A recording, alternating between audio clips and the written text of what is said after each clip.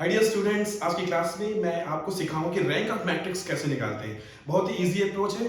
Basically हमें क्या करना है, मैं आपको सिखाने वाला हूं कि किसी मैट्रिक्स को कैसे इक्लॉन फॉर्म में कन्वर्ट करते हैं। क्योंकि अगर आपने मैट्रिक्स को इक्लॉन फॉर्म में कन्वर्ट कर दिया तो मैट्रिक्स की number of non zero rows आपको काउंट करना है और number of non zero rows in echelon form जो होती है वही आपकी रैंक होती है। ओके, तो इक्लॉन फॉर्म में कन्वर्ट करने से पहले क्या तरीका है, क्या प्रोसेस है, उसके लिए हमें सबसे पहले ये जानना होगा कि एलिमेंट्री रो ऑपरेशंस क्या होते हैं मैट्रिक्स में। जैसे आपने एलिमेंट्री रो ऑपरेशंस जान लिया तो सिस्टमेटिक अप्रोच क्या है मैट्रिक्स को इक्लॉन फॉर्म में कन्वर्ट करने का, और उसके बाद आप रैंक निकालना सीख जाएंगे। रैंक निकालना बेसिकली क्या है, बहुत इंपॉर्टेंट प्रॉब्लम है, क्योंकि अगर आपको मैट्रिक्स की रैंक निकालना आता है तो बहुत सारी और भी प्रॉब्लम कर पाएंगे, जिसके बारे में मैं आपसे आगे डिस्कस करूंगा। और यस, अगर आपको कंटेंट पसंद आए और किसी भी तरीके से मैंने आपकी हेल्प की हो तो मुझे आपकी बस एक ही हेल्प चाहिए कि प्लीज सब्सक्राइब कीजिएगा और कमेंट कीजिएगा। अगर आपको कोई भी कंफ्यूजन होगा तो प्लीज आप कमेंट सेक्शन में मुझसे क्वेश्चन पूछिएगा। अगर आप देखेंगे कि कमेंट सेक्शन में मोस्टली सारे कमेंट्स का रिप्लाई करता हूं, क्योंकि आपके कमेंट्स यही मेरी ही मोटिवेशन है। और यस, अगर आप चाहते हैं कि मैं मेरे फ्यूचर वीडियोस को ना मिस करूं तो प्लीज आप सब्सक्राइब भी कर लीजिएगा। इतनी ही मेरे लिए काफी है। Thank you so much. तो चलिए स्टार्ट करते हैं। सबसे पहले ये जानना कि एलिमेंट्री रो ऑपरेशंस क्या होते हैं। तो तीन एलिमेंट्री ऑपरेशंस होते हैं मैट्रिक्स पे, उसे हम वन बाय वन डिस्कस करेंगे। बोर्ड पे हमने लिखा भी हुआ है। सबसे पहला एलिमेंट्री ऑपरेशंस क्या होता है, interchange of two rows of the matrix. जैसा नाम सजेस्ट कर रहा है कि रोज को इंटरचेंज करना है, तो इसे समझने के लिए एग्जांपल लेते हैं। मान लीजिए कि मैं एक मैट्रिक्स लेता हूं आपकी A इक्वल टू, जैसे ले लिया मैंने 1 2 3 4 5 6 7 8 9। ओके, और आपको ये एलिमेंट्री ऑपरेशंस रो ऑपरेशंस लगाने से पहले क्या कर लीजिए, आप एज्यूम कर लीजिए या मान लीजिए या लिख लीजिए कि ये आपकी पहली रो है 1 2 3, ये आपकी सेकंड रो है 4 5 6 and this one is your third row. Elements are 7 8 9। तो एलिमेंट्री ऑपरेशंस में जो पहला ऑपरेशन है ये कहता है कि हम कोई भी दो रोज को इंटरचेंज कर सकते हैं। मतलब अगर मैं आपसे ये बोलूं कि हम चाहते हैं R2 ऊपर आ जाए, R1 नीचे आ जाए, तो आप सिंपली लिखिए R1 इंटरचेंज टू R2, मतलब R2 वाले को ऊपर कर दीजिए और R1 वाले को नीचे कर दीजिए। आप कह सकते हैं कि R1 की जगह R2 लिख दीजिए और R2 की जगह R1 रख दीजिए। तो जो नया मैट्रिक्स आएगा वो क्या आएगा, ये आएगा। देखिए 4 5 6 R1 की जगह पे आ गया और 1 2 3 किसकी जगह पे आ गया, R2 की जगह आ गया, और 7 8 9 एज इट इज। ठीक, अगर आपने कहा नहीं मैं R2 और R3 को इंटरचेंज करना चाहता हूं, मतलब मैं R2 की जगह R3 रो लिखना चाहता हूं और R3 की जगह R2 वाली रो लिखना चाहता हूं, तो आप क्या लिखिए, R2 इंटरचेंज टू R3, मतलब R2 और R3 रो को इंटरचेंज कीजिए, अदला बदली कर लीजिए। समझ, जैसे सिंपल हिंदी में कह सकते हैं अदला बदली करना, मतलब मैं आपके स्थान पे आप मेरे स्थान पे, होता नहीं है कि चलो ये बदल लेते हैं आपस में, वैसी वाली फीलिंग है, राइट। तो इसमें तो R2 और R3 में हो रहा है ऑपरेशंस, तो आप R1 को एज इट इज रखिए 4 5 6। अब क्या करना है आपको, R2 की जगह R3 रख दीजिए, मतलब इस जगह पे आप लिखेंगे 7 8 9 और इस जगह पे क्या लिखेंगे आप 1 2 and 3। So this is one operation, जिसका मतलब क्या है, interchange of two rows of the matrix, मतलब किन्हीं दो रो की अदला बदली करना। ओके, आई होप इसमें कोई डिफिकल्टी नहीं होगी, सबसे सिंपल ऑपरेशन है। क्योंकि जब हम किसी मैट्रिक्स को इक्लॉन फॉर्म में कन्वर्ट करेंगे रैंक निकालने के लिए, तो उसमें से इनमें से किसी भी ऑपरेशंस का इस्तेमाल करके हमें करना पड़ता है, ठीक है। लेकिन इनमें से कौन से ऑपरेशन का इस्तेमाल करना है, कब करना है, ये मैं आपको इस लेक्चर में सिखाऊंगा। आपको कुछ भी कंफ्यूजन नहीं होगा, आपको ये सोचना नहीं पड़ेगा कि क्या ऑपरेशन लगाना है, राइट। इन तीनों में से कौन सा ऑपरेशन कब लगाना है ये आप इस लेक्चर के एंड तक सीख जाएंगे, मतलब कोई कंफ्यूजन नहीं होगा, राइट। तो इसे हम पहले क्लियर करते हैं। तो ये था आपका पहला ऑपरेशन। दूसरा क्या है, a multiplication of each element of a row by a non-zero scalar। बहुत सिंपल है, मतलब अगर आप पास, फिर से मैं एग्जांपल लेता हूं, तो जैसे मैंने मैट्रिक्स ले लिया A इक्वल टू 1 2 3 4 5 6 एंड 7 8 9। तो इसके हिसाब से क्या है कि किसी भी रो में, जैसे मान लीजिए मैं चाहता हूं पहले रो में हम किसी भी नॉन जीरो स्केलर से मल्टीप्लाई कर सकते हैं। जैसे हम चाहते हैं कि पहले रो में 2 से मल्टीप्लाई करना चाहते हैं, तो आप क्या लिख सकते हैं, R1 goes to 2R1। तो जो नया मैट्रिक्स आएगा वो क्या आएगा, पहले रो के सारे एलिमेंट पे 2 से मल्टीप्लाई कर दीजिए, तो क्या हो जाएगा यहाँ पे 2 2 into 2 4 2 into 3 6 and this is 4 5 6 and 7 8 9। Okay, आपने कहा कि नहीं ये जो नया मैट्रिक्स आ गया है इसमें मैं ये चाहता हूं कि मैं सेकंड रो में 2 से मल्टीप्लाई 3 से मल्टीप्लाई करना चाहता हूं। तो आप कहिए इस नए मैट्रिक्स में आप क्या चाहते हैं, R3 में चाहते हैं। चलिए R3 में हम चाहते हैं 2 से मल्टीप्लाई करना। मैं कहूंगा ठीक है, लिखिए R3 goes to 2 times R3। तो नया मैट्रिक्स क्या आएगा, फर्स्ट और सेकंड रो को एज इट इज लिख दीजिए 2 4 6 4 5 6 और R3 में हर एलिमेंट में 2 से मल्टीप्लाई करें तो क्या बचेगा, 7 into 2 14 8 into 2 16 9 into 2 18। ठीक है, याद रखिए नॉन जीरो स्केलर से मल्टीप्लाई करना है। पता चला आपने जीरो से मल्टीप्लाई किया और पूरी पूरी मैट्रिक्स जीरो हो गई, तो इस चीज का ध्यान रखिए।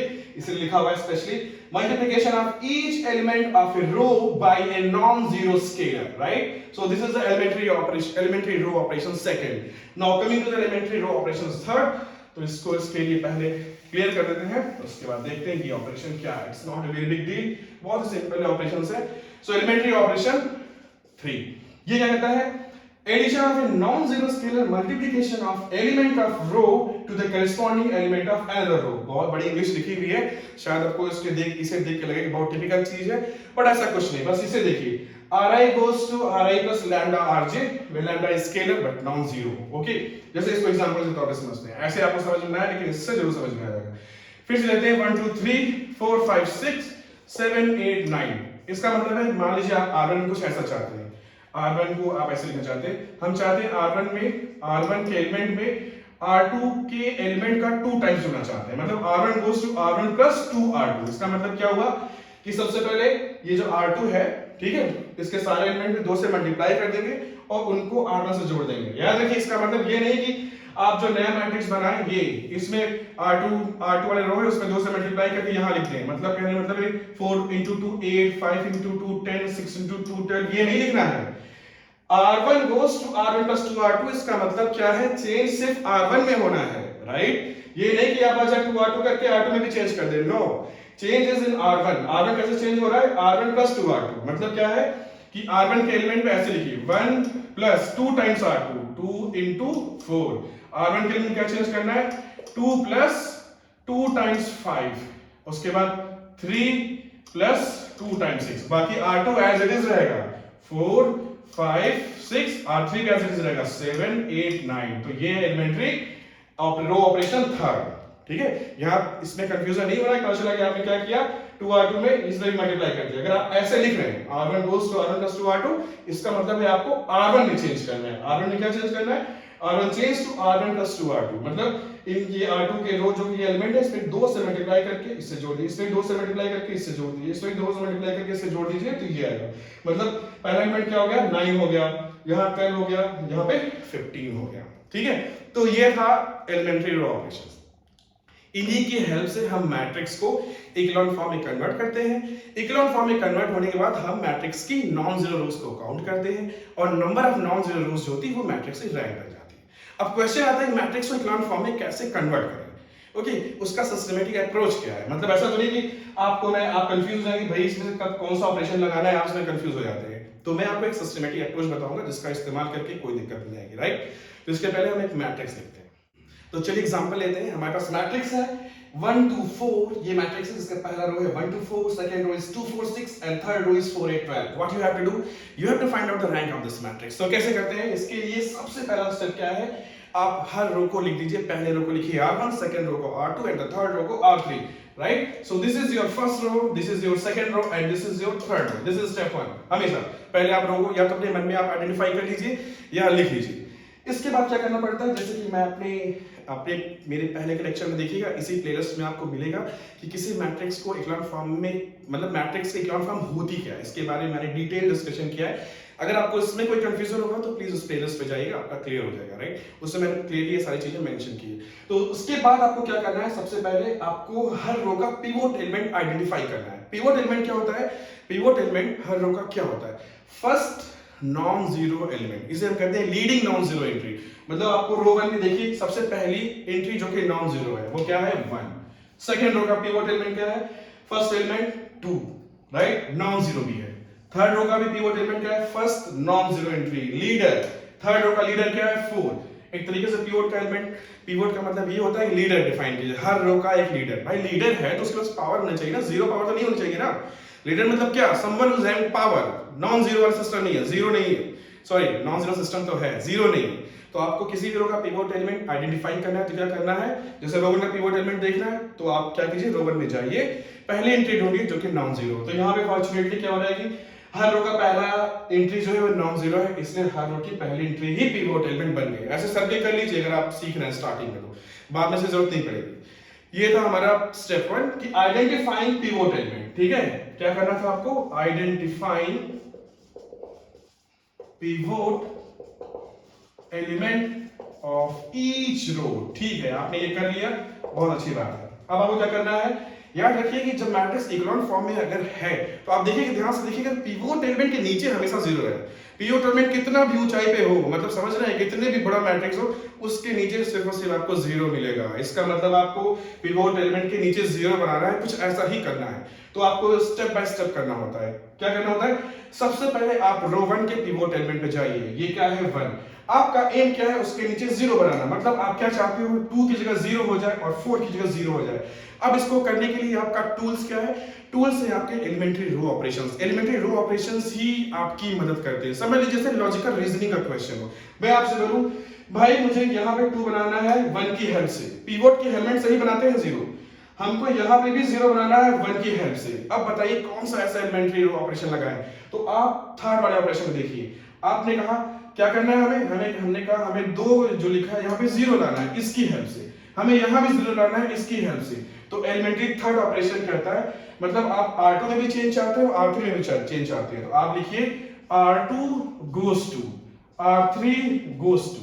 R2 में क्या चेंज चाहते हैं, R2 में 2 की जगह 0 चाहते हैं बट 1 की सहायता से। तो आप क्या ऑपरेशन लगा सकते हैं, R2 change to या R2 goes to R2 minus 2 times R1। ये क्यों किया मैंने, 2 टाइम्स R1 का मतलब हुआ इसके हर एलिमेंट को 2 से मल्टीप्लाई कर देंगे, तो हमको इधर से तो मतलब ही नहीं, मुझे इसको जीरो बनाना है।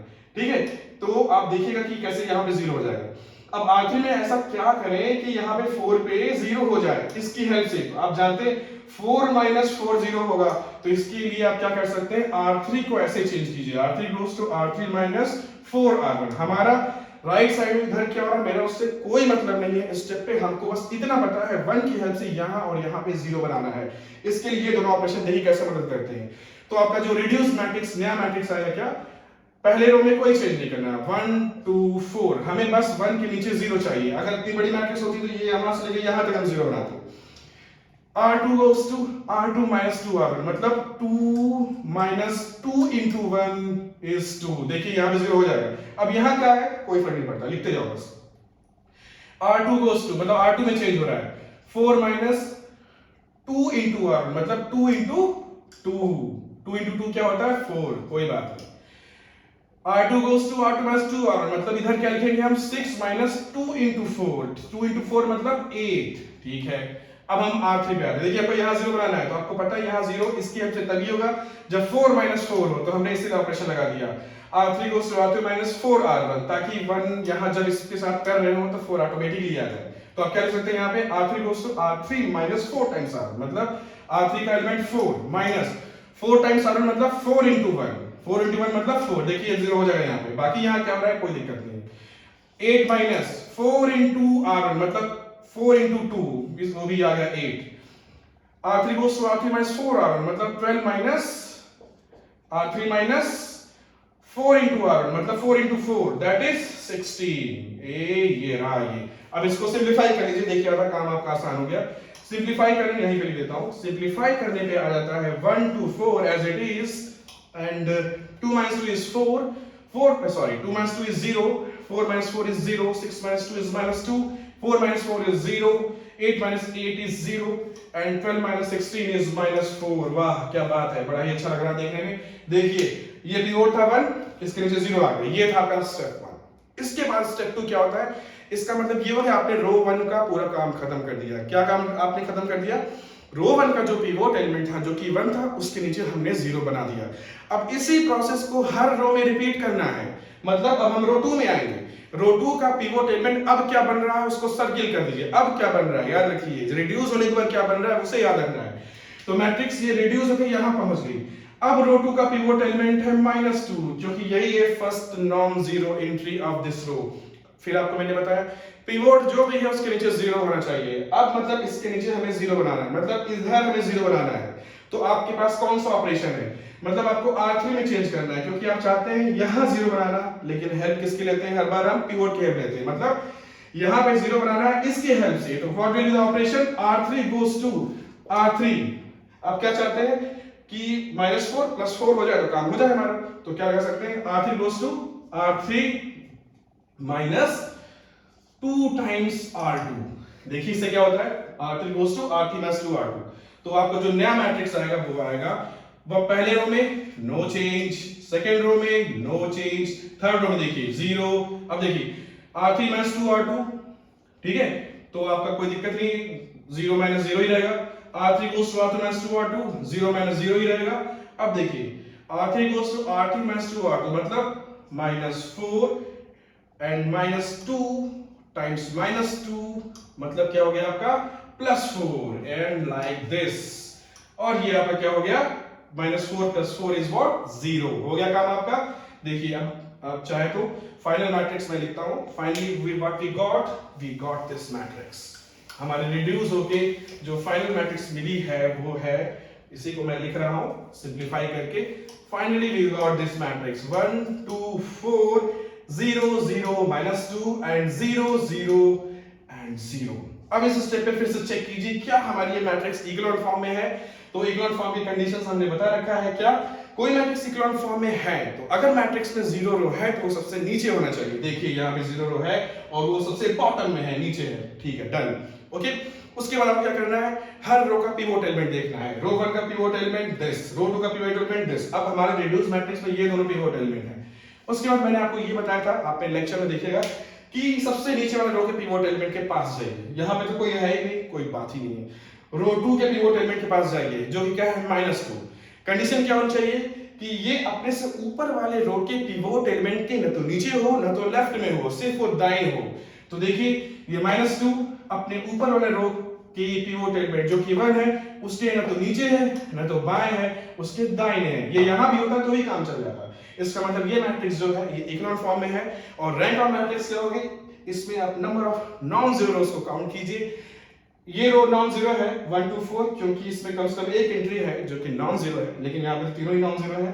तो एक तो ये नॉन जीरो है, ये भी नॉन जीरो रो है, लेकिन थर्ड रो नॉन जीरो नहीं है क्योंकि इसकी सारी एंट्रीज जीरो हैं। नॉन जीरो रो होने के लिए कम से कम एक एंट्री उस रो में क्या होनी चाहिए, नॉन जीरो होना चाहिए। तो इसकी टोटल नंबर नॉन जीरो कितने हैं, number of non zero rose of this matrix is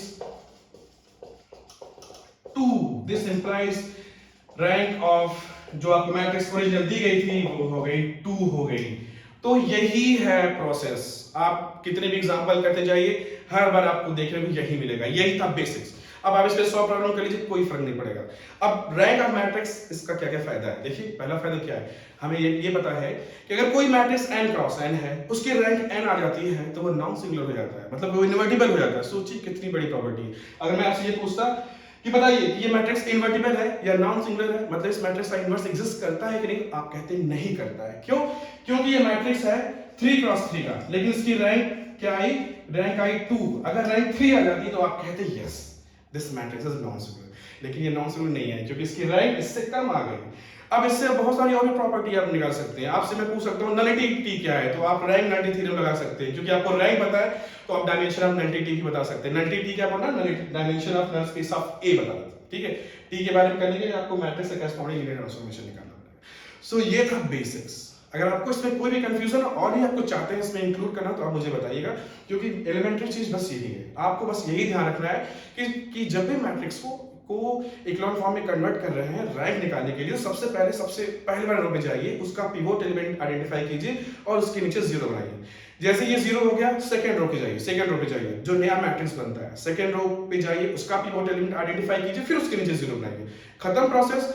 अब तीसरे रो पे आइए, अगर मैट्रिक्स जितनी भी बड़ी हो कोई दिक्कत नहीं, तीसरे रो पे आइए, फिर उसका पिवोट एलिमेंट आइडेंटिफाई कीजिए, फिर उसको क्या है उसके नीचे 0 बनाइए, बस यही चलता रहेगा। उसके नीचे 0 कैसे बनाना है, एलिमेंट्री ऑपरेशंस आपने देखा यहाँ पे कैसे हम उसकी हेल्प लेते हैं, राइट। तो एलिमेंट्री ऑपरेशंस की हेल्प से आप ये काम बड़े आसानी से कर लेते हैं, ठीक है। So this was all about the basics of how to find out the rank of matrix and this is all okay। अगर आपको इसमें कोई भी कंफ्यूजन, कोई भी डाउट है तो आप कमेंट सेक्शन में मुझसे पूछ सकते हैं। और अगर आपको मेरा कंटेंट पसंद आ रहा है तो मेरी एक ही पावर है, मेरा एक ही मोटिवेशन है कि आप मुझे कमेंट करें। अगर आपको अच्छा लगा तो भी आप कमेंट कीजिएगा, और अगर आप चाहते हैं कि मेरा कोई भी वीडियो मिस न हो तो मुझे सब्सक्राइब कीजिएगा। यही मेरे मोटिवेशन है, तभी मुझे अच्छा लगेगा कि आप मुझे इस तरीके से मोटिवेट कर रहे हैं, तो मैं आगे भी कंटिन्यू रखूंगा। Thank you so much, thanks for appreciating, thank you so much.